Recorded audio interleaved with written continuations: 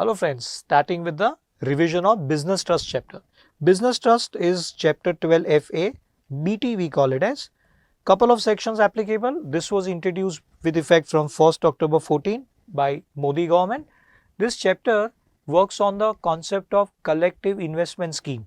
Business trust is similar to mutual fund. First of all, business trust can be of two types, can be real estate investment trust called as REIT, which is very popular in our country or becoming popular. Second way is InvIT, Infrastructure Investment Trust. Under this concept, money collected by business trust from us, from unit holder, here they will invest in real estate projects, which could be residential property or commercial property, and business trust will earn two types of income. They will earn either rental income or capital gain, and second, they can invest in infrastructure projects.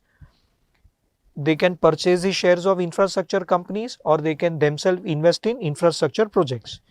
So taxation is governed by this particular chapter, but before that we need to understand that three incomes of business trust will be exempt, all other incomes will be taxable. Three incomes are exempt, other incomes are taxable. Here in this chapter, pass-through status or pass-through concept is applicable. What is pass-through? I will explain you in some time. But business trust works on the same principle as in case of mutual fund. What mutual funds do? They collect money from people like you and me. We will be called as unit holder. We invest money, they issue us units. They allot us units. Then what do they do with our money? They invest. Where do they invest? They invest in stock market. Mutual funds cannot invest anywhere else. They invest in stock market. Then they earn income. They can earn capital gain. They can earn dividend income. Whatever income they earn from stock market, their own income will be fully exempt under section 1023D. And then when they pass on that income to us, after deducting their management charges or management fees, whatever income we receive from mutual funds, we will be taxed for the same. Our income will be fully taxable. Taxable either under other source or PGBP head, depending upon what is assessee's business. Taxable at normal rate. What rate? If you ask me, then normal rate.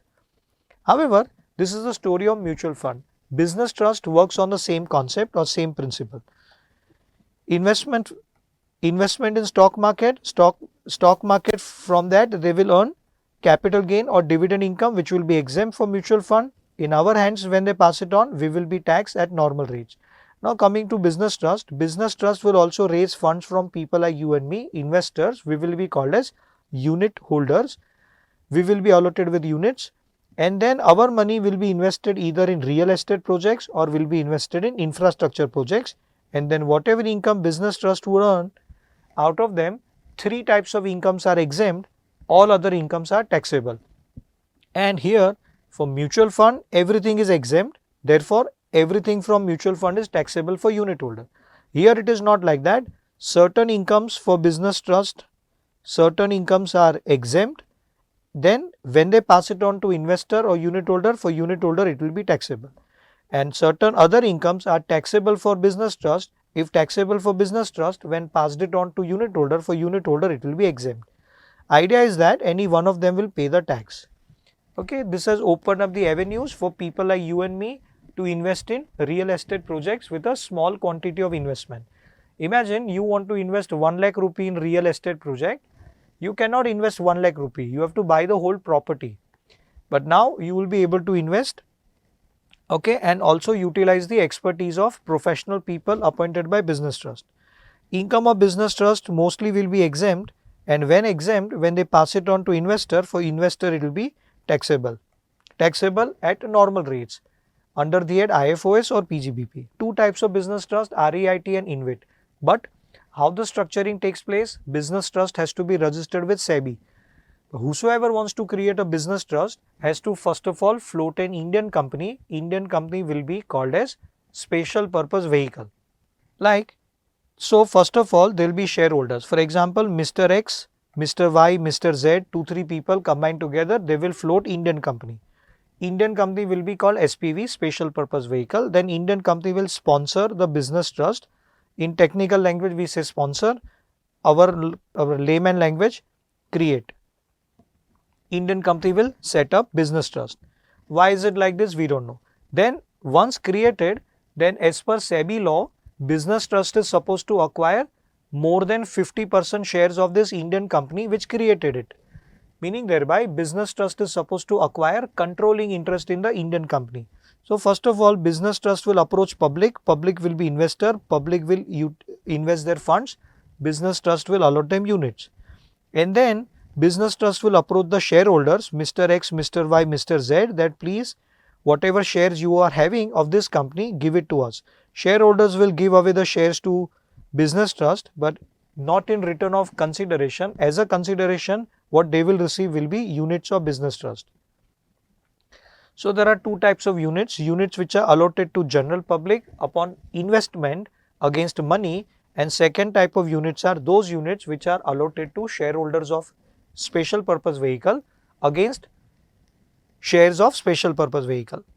Okay, they will give away the shares of SPV against which they will receive units. Now this particular transaction should ideally be considered as exchange, and being exchange, it should be regarded as transfer for the purpose of capital gain chapter within the meaning of section 2 clause 47. But in section 47 clause 18 capital gain chapter, if you recollect, this will not be regarded as transfer and accordingly will be outside the purview of tax. So supposingly Mr. X is a shareholder, he had purchased the shares of this company for 80 crore rupees. Now against 80 crore rupees of investment, he is receiving units worth 85 crore. So technically on paper he has a gain of 5 crore rupees, but this 5 crore will not be taxed right now. Okay, now how business trust will be investing? Business trust has got two ways of investment. After collecting funds from public, business trust can either directly make investments, direct investment from which they can earn income. Direct investment in what? Direct investment in either real estate projects, real estate assets or infra projects. Or alternatively, they can pass on the money to this Indian company SPV. They can give loan to Indian company and receive interest, or they can acquire securities, bonds, debentures, or they can acquire the shares of this Indian company which they have to acquire otherwise also. They can acquire 100% shares if they want to, and they can earn dividend. So they can invest directly in the real estate projects or infra projects, or they can invest through SPV. Both the ways are fine.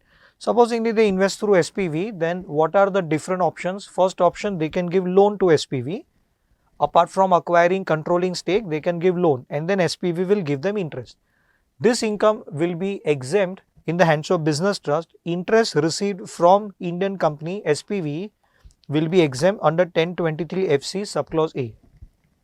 Second income, second way, they can invest, they can acquire shares of this Indian company, where as per SEBI guidelines they have to acquire 50% or more than 50% controlling stake. That though they have to acquire, but apart from that, if they acquire, they will receive dividend.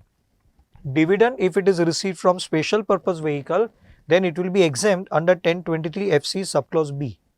Interest under subclause A, dividend under subclause B. And third way of investment is direct investment, whereby in case, so two incomes from SPV will be exempt under 1023 FC clause A, subclause A and subclause B. And third possibility, they can directly invest in real estate assets and they can let it out on rent to tenant. If they are earning rental income by directly letting it out to tenants, then in such situation rental income so received will be exempt under 1023 FCA. Three incomes are exempt, two received from SPV, one received from outsider. Okay. So direct investment, income from renting, leasing, letting out of real estate asset owned directly by business trust will be exempt. And whatever incomes are exempt for business trust, same income will be taxable for unit holder, and whatever is taxable for business trust will be exempt in the hands of unit holder proportionately.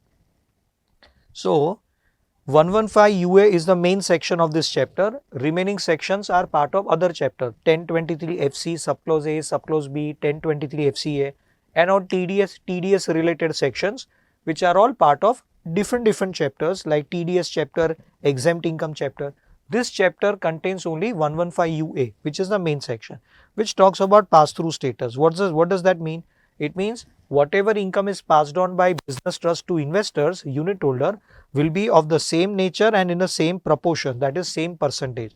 Let's try to understand this. For example, you are one of the unit holder, you are Mr. X, you invested 5 lakh rupees and business trust has earned total 1000 crore for the whole year. Out of 1000 crore, PGBP income, business income is 700 crore, which is 70% of the total income. 70%. And 210 crore capital gain, which is 21% of total income, and 90 crore is other source income, which is 9%. Then in that case, if they pass on something to you under pass-through status, say based on your investment of 5 lakh, you deserve 20,000 rupees of income. 20,000 is distributed to you under pass-through status.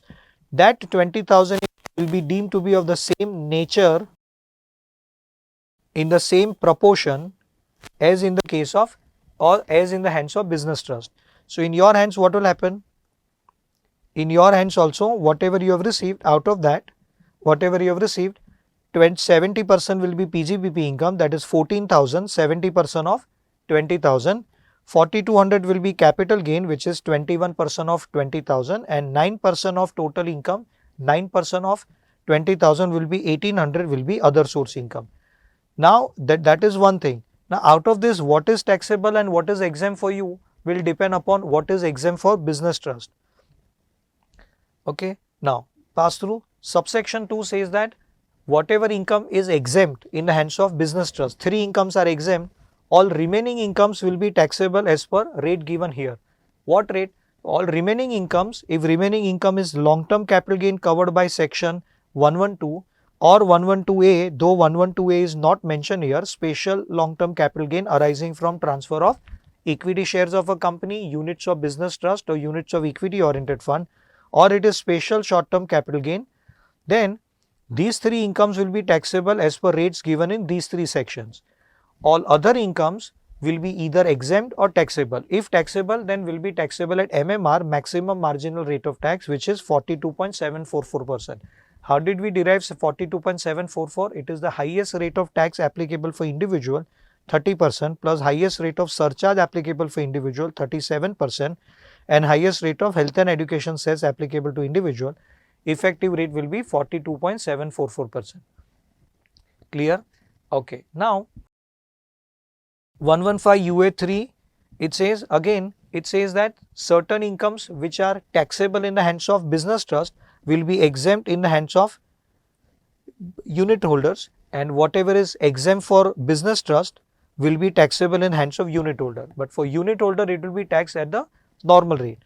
So 115 UA2 subsection 2, subsection 1 talks about pass-through status, PTC. Subsection 2 talks about rate of tax for business trust, and subsection 3 talks about how much will be taxable for unit holder. Whatever is exempt for business trust will be taxable for unit holder. So certain incomes which are exempt for business trust will be taxable for unit holder and vice versa. 2 by 2 table. Okay, 1023 FD, this provides exemption to unit holder. This is for unit holder. It says any income other than the following 3 incomes will be exempt in the hands of unit holder. Incomes being so and so. Following 3 incomes will be taxable for unit holder, whichever is exempt in the hands of business trust. And barring these 3 income, any other income will be exempt. Interest from SPV, dividend from SPV, rental income from directly owned assets. Okay. Except for dividend. As far as dividend is concerned, dividend from SPV, understand we are talking only about dividend from SPV. We are not talking about dividend from other entity. Dividend from SPV will be definitely for business trust, it is always exempt. For unit holder, it could be exempt, it could be taxable depending upon that SPV, which is Indian company, whether that Indian company opted for 22% tax rate under section 115BAA or not. If it has opted, so SPV is benefited, then unit holder will not be benefited, unit holder will be taxed on this dividend. So, two possibilities in the hands of business trust, in the hands of unit holder. If SPV has exercised the option for 22% tax rate, SPV is benefited. For business trust, dividends are always exempt. For unit holder, it will be taxable. And if SPV has not exercised option under 115BAA, then business trust will still be exempted. Business trust is always exempt for the dividend received from SPV, but for unit holder also it will be exempt. Dividend can be exempt for both of them.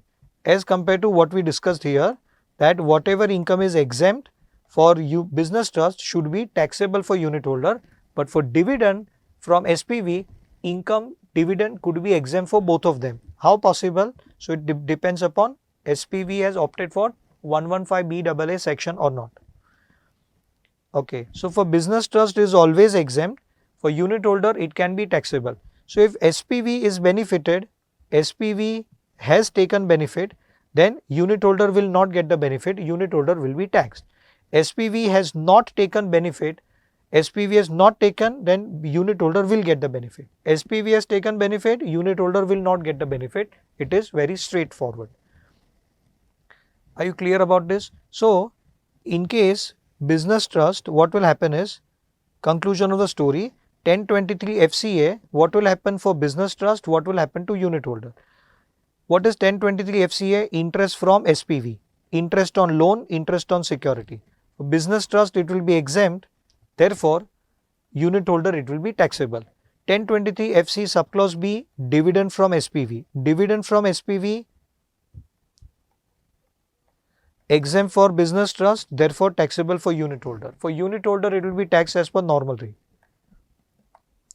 And 1023 FCA, this is FC subclause A, this is 1023 FCA. There is a slight difference, pronunciation could be same.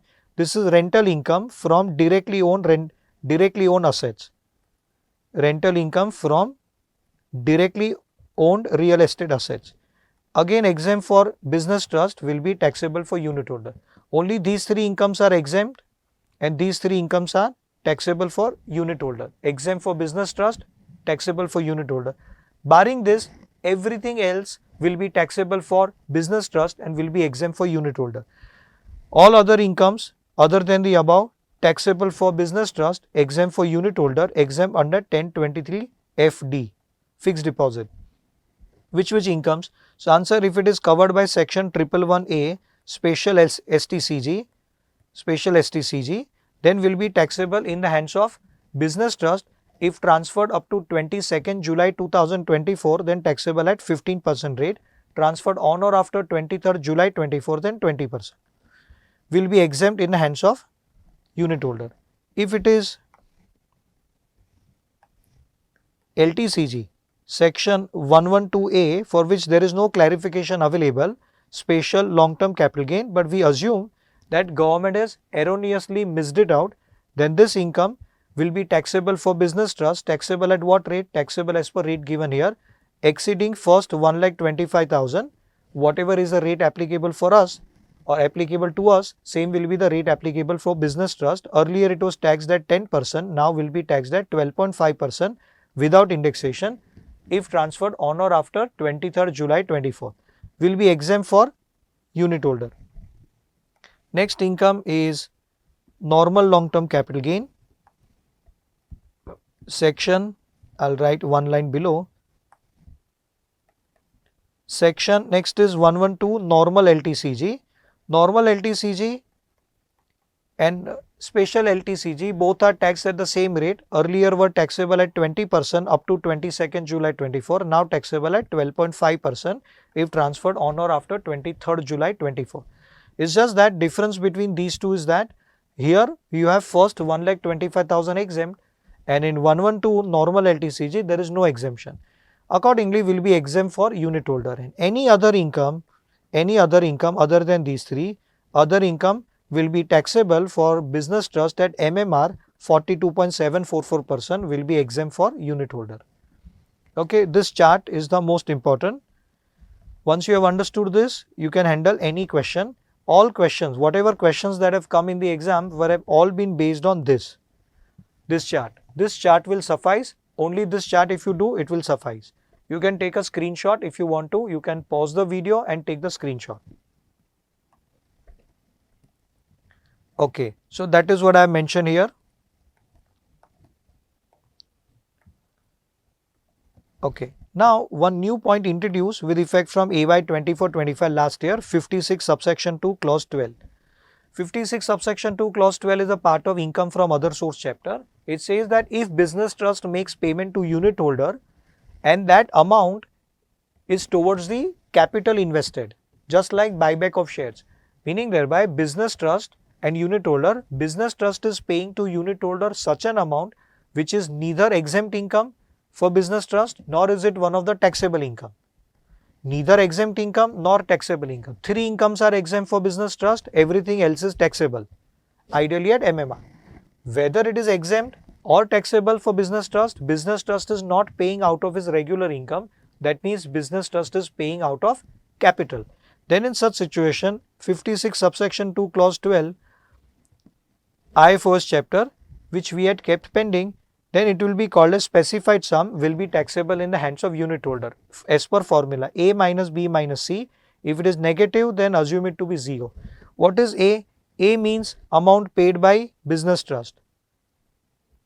Amount paid not only to the existing unit holder, even if anything paid to the earlier unit holder, past unit holder, that is also to be taken into account. B is equal to minus B is equal to amount which was received by business trust. Paid by business trust to the unit holder, received by business trust for issuing units. For issuing units. And C means amount already taxed earlier. Amount already taxed in the past.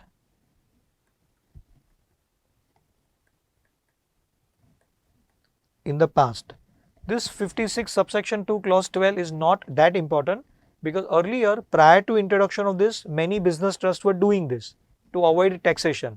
So that business trust will pay something towards the capital contribution. So you purchase units for 10,000 rupee per unit. Now business trust pays you entire 10,000 back without attracting any layer of taxation in your hand. Earlier they were doing it. After introduction of this 56 to 12, it will now be taxable for unit holder. So business trust people, they have stopped arranging for this kind of arrangement. Okay. And how will unit holder come to know that how much is PGBP income out of 20,000 that he has received? So business trust as per UF4 will have to furnish one statement in form 64B. You don't need to remember the form number. By 30th June of the next year, you don't need to remember the date. One statement copy to unit holder and one copy to income tax authority CIT PCIT in another form number 64A. You don't need to remember anything. That is how unit holder will come to know that out of whatever he has received during the year, what is the percentage? What percentage PGBP, what percentage is special LTCG, normal LTCG, special STCG, what is it? How much is dividend from SPV, how much is interest from SPV? Okay. Then these units are exchanged for shares. Shareholder Mr. X, he gives away the shares of this company and in return he receives the units of business trust. This ideally should be regarded as exchange and being exchange it should be regarded as transfer. But according to as per section 2 clause 47. But as per section 47 clause 17, it will not be regarded as transfer and accordingly shareholder will not be taxed. He gave away shares worth 80 crore and he received units worth 85 crore. So technically there is a 5 crore of capital gain, but since this exchange is not regarded as transfer, there won't be any tax liability as per 47 clause 17. Not only that, couple of other provisions also. So suppose these shares were acquired for 80 crore rupees and these units are having market value of 85 crore but are allotted to him for free. Allotted by business trust to shareholder, allotted by business trust for free. So what should be the cost of acquisition? You are one of the shareholder. You were having shares of this SPV which you gave away. You received units. So tomorrow which asset are you having? Units. Tomorrow if you sell units for 87 crore, then what should be the cost of acquisition? Cost of acquisition of these units will not be 0 though you received it for free. Cost of acquisition of units will be same as cost of acquisition of shares. That is our next point. Shares were acquired for 80 crore, cost of acquisition of units will not be 0, will be equal to 80 crore. Where is this given? This is given in section 49 2AC, which is the part of capital gain chapter. Capital gain chapter we had kept it pending, we are discussing it now because everything pertaining to business trust we are discussing under this chapter. Okay, now period of holding. Period of holding, suppose these shares were acquired of SPV on 1st January 21. Shares are given away, units of business trust received. Units are received on 1st January 23. 2 years after acquiring shares, 2 years are wasted. Now tomorrow when these units are sold, what will be the period of holding? Meaning thereby period of holding of units will start from what date? Ideally should start from this day, the date on which units are allotted, but will not start from this date. Date of acquisition of units will be deemed to be same as date of acquisition of shares of SPV.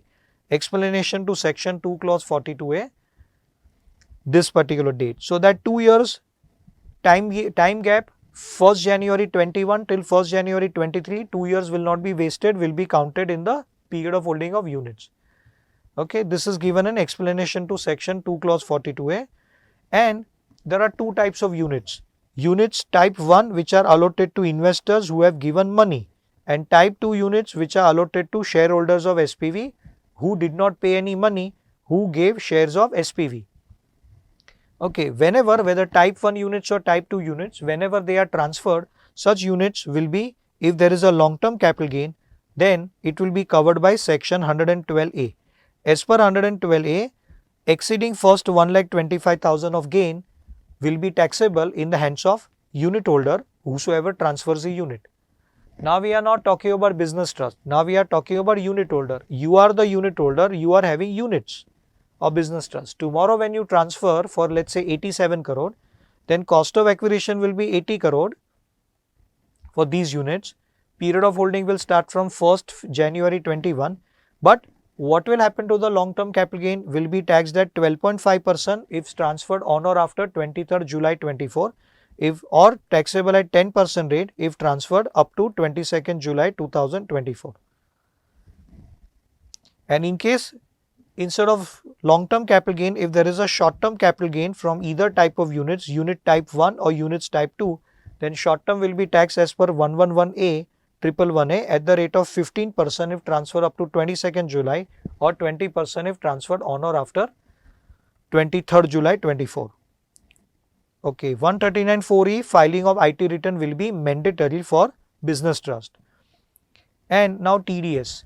Normally, when business trust receives interest from Indian company SPV, when it invested in the SPV, business trust gave loan to SPV or invested in the debentures or bonds of SPV, will now receive interest. This interest is exempt for business trust. Therefore, Indian company paying the interest will not deduct TDS neither under section 193 interest TDS on interest on securities or under 194A TDS on interest other than interest on securities. Yeah, but when business trust, because these two incomes, interest, both the types of interest are exempt for business trust. So anything which is exempt for business trust, payer will not deduct TDS. Okay. Same way, when business trust invests in the shares of SPV and receives dividend from SPV, for business trust such dividends are exempt. Since exempt, no TDS under section 194 by SPV. Same way, business trust, when it lets out third exempt income, when business trust receives rental income from letting out or renting of real estate assets directly owned by it to the tenant third party, such rental income is exempt under 1023 FCA. Therefore, no TDS by tenant under 194I.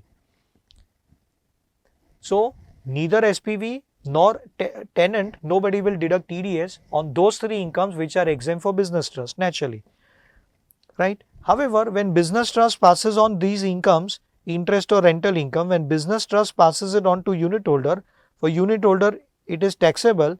Therefore, business trust will have to deduct TDS under section 194 LBA. 194 LBA is a part of TDS chapter which we will discuss in TDS chapter at length.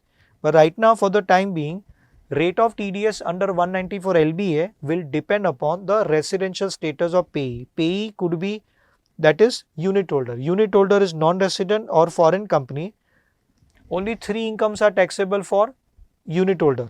Whatever incomes are exempt for business trust, same three incomes are taxable for unit holder. Which three incomes? Interest from SPV, dividend from SPV and rental income from directly owned real estate asset.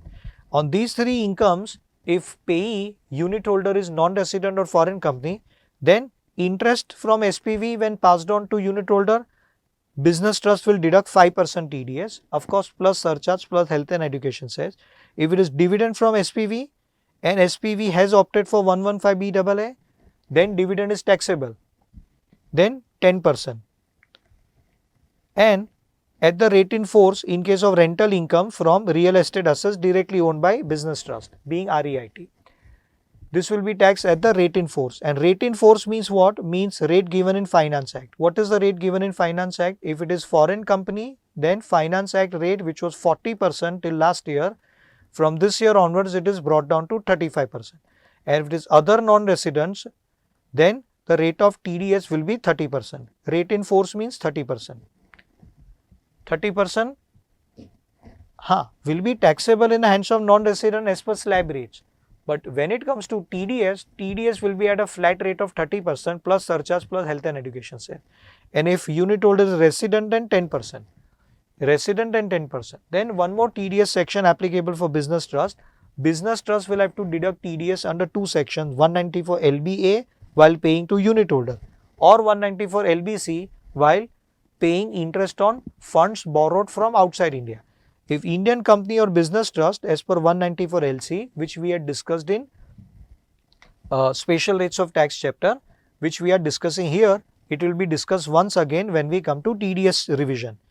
If Indian company or business trust had borrowed capital in foreign currency from outside India, Bank of China example we had taken, and Indian company or business trust is paying interest, and if three conditions are satisfied, then in the hands of Bank of China, such interest will be taxable as per section 915. It is deemed to be accruing arising in India, will be taxable at 5% rate if all the three conditions are satisfied. First condition, borrower is Indian company or business trust. Funds are borrowed in foreign currency, not in Indian currency. And third and the last condition, funds are borrowed either by way of loan agreement or by way of issue of long-term bonds, or by issuing rupee denominated bonds RDB, which are also called as masala bonds. Okay, that's it. With that, revision of this chapter comes to an end. See you in the next video with the next chapter.